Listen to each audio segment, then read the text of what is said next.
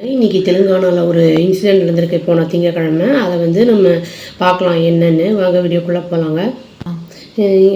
ஒரு ஆள் வந்து ஒரு ஃபேமிலியோட 4 பேர் வந்து சூசைட் பண்ணிக்கிட்டாங்க.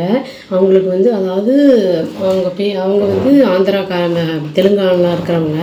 என்ன ஆயிருக்குன்னா, அவங்க வந்து ப்ரொஃபஸராக வேலை பார்த்துட்டு இருந்திருக்காரு. ஏதோ 2023 அந்த டைமில் வந்து ஒரு ப்ரொஃபஸராக இருந்திருக்காரு. சடனாக வந்து 23க்கு அப்புறம் வந்து அவருக்கு எம்ப்ளாய்மெண்ட்டே இல்லாமல் போயிடுச்சு. அன்எம்ப்ளாய்மெண்ட் ஆகிட்டார். அவருக்கு வந்து 44 வயசு. அவங்க ஒய்ஃபுக்கு வந்து 35 வயசு ஆகுதுங்க. என்ன ஆயிருக்குன்னா, அவங்க குழந்தைங்க 2 பேர் இருக்காங்க. அவங்க வந்து ஒரு பொண்ணுக்கு வந்து 13 வயசு, பையனுக்கு வந்து 10 வயசு ஆகுது. இவங்க என்ன ஆயிருக்குன்னா, இவங்க வந்து என்ன பண்ணியிருக்காங்கன்னா, வீட்டில் வந்து 2 குழந்தைங்களையும் வந்து ஹேங் பண்ணி சாகடிச்சுட்டு, இவங்களும் வந்து தனித்தனி ரூமில் வந்து அவங்க வந்து ஸ்ட்ராங்கிள் பண்ணிக்கிட்டாங்க. தங்களை வந்து தூக்கில் தொங்கி இறந்து போயிட்டாங்க. இது வந்து இவங்க இருக்கிற ஏரியா வந்து ஹப்சிகுடா அப்படின்னு வந்து போட்டிருந்ததுங்க. நியூஸில் படித்தேன் நான். அப்புறம் வந்து எதனால் இவர் வந்து இந்த மாதிரி 2 பேரும் பண்ணியிருக்காங்க அப்படின்னு, அன்எம்ப்ளாய்மெண்ட் இருந்தனால வந்து அவருக்கு வந்து ஒரு வருமானம் இல்லை, அப்புறம் வீட்டை பார்த்துக்கிறதுக்கு ஒரு வசதி இல்லை. அதுவும் இல்லாமல் அவருக்கு வந்து நிறைய வந்து ஹெல்த் இஷ்யூஸ் இருந்திருக்கு. அதாவது பிபி, அப்புறம் வந்து கிட்னி ஃபெயிலியர், அந்த மாதிரி நிறைய இஷ்யூஸ் இருந்திருக்கு. அதனால் வந்து என்ன பண்ணுறது அப்படின்னே தெரியாமல் பயங்கரமான ஸ்ட்ரெஸ்ஸில் இருந்திருக்காங்க.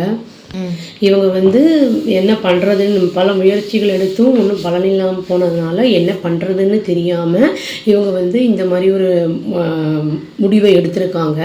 இவங்க பிரதர் வந்து என்ன சொல்லியிருக்காருன்னா, நியூஸ் சேனலுக்கு வந்து சொல்லியிருக்காரு, நாங்கள் வந்து நிறைய உதவிகள் பண்ணிக்கிட்டு இருந்தோம். அப்புறம் வந்து சடனாக வந்து இந்த மண்டே அன்னைக்கு ஈவினிங் வந்து நாங்கள் ஃபோன் பண்ணோம், யாருமே ஃபோனை எடுக்கலை. வந்து பார்த்த உடனே இந்த மாதிரி இருந்துச்சு. அவங்க வந்து இந்த மாதிரி தூக்கில் தொங்கிட்டாங்க, குடும்பத்தோடையே வந்து இறந்துட்டாங்க அப்படின்னு வந்து சொன்னாங்க. ஸ்ட்ரெஸ்ஸு அப்படிங்கிறது வந்து எல்லாருக்குமே வரக்கூடிய ஒன்று தான். பட் அது வந்து நம்ம வந்து டேக்கிள் பண்ணுறது வந்து கரெக்டாக வந்து ஹேண்டில் பண்ணோன்னா இதுலேருந்து நம்ம வெளியில் வந்துடலாம். அவங்களுக்கு பாவம் எப்படி வந்து வெளியில் வரதுன்னு தெரியாத ஒரே காரணத்தினால வந்து குடும்பத்தோடு இறந்துட்டாங்க. அந்த குழந்தைங்களும் வந்து சின்ன சின்ன குழந்தைங்க தான் பாவம். அது பாடியெலாம் போட்டிருந்தது, ஃபோட்டோலாம் போட்டிருந்தாங்க, பார்த்தேன். இதுக்கு வந்து ஸ்ட்ரெஸ்ஸை குறைக்கிறதுக்கு என்ன பண்ணணும் அப்படிங்கிறது தான் நம்ம பார்க்கணுமே தவிர வந்து சூசைட் பண்ணுறதுனால வந்து நம்மளுக்கு வந்து சொல்யூஷன் ஒன்றும் கிடச்சிடாது. ஸ்ட்ரெஸ் ஃப்ரீ பற்றி வந்து நான் வந்து ஒரு வீடியோவே போட்டிருக்கேன். நான் அது ஐகார்டில் கொடுக்குறேங்க. நான் இது வந்து பல விஷயங்கள்னால ஸ்ட்ரெஸ்ஸு வரும் நம்மளுக்கு. இது மட்டும் இல்லாமல், பணம் மட்டும் இல்லாமல் மற்றபடி வேறு விஷயங்கள்னால கூடலாம் வரும். சப்போஸ் அந்த மாதிரி இருந்ததுன்னா நம்ம மெடிக்கல் கவுன்சிலிங் போகிறது வந்து ரொம்ப நல்லது. அவங்க வந்து நம்ம எப்படி வந்து வெளியில் வர்றது அப்படிங்கிறதுக்கு கொஞ்சம் ஹெல்ப் பண்ணுவாங்க. அது ஒரே தடவைலாம் நடக்காது. கொஞ்சம் ஒரு ஃபியூ வீக்ஸ் வந்து அதை போக வேண்டியிருக்கும். ஒரு 8 வாரம் 4 வாரம் அந்த மாதிரி அவங்க சொல்கிறபடி கேட்டோன்னா இந்த ப்ராப்ளத்துலேருந்து நம்ம வெளியில் வந்துடலாங்க.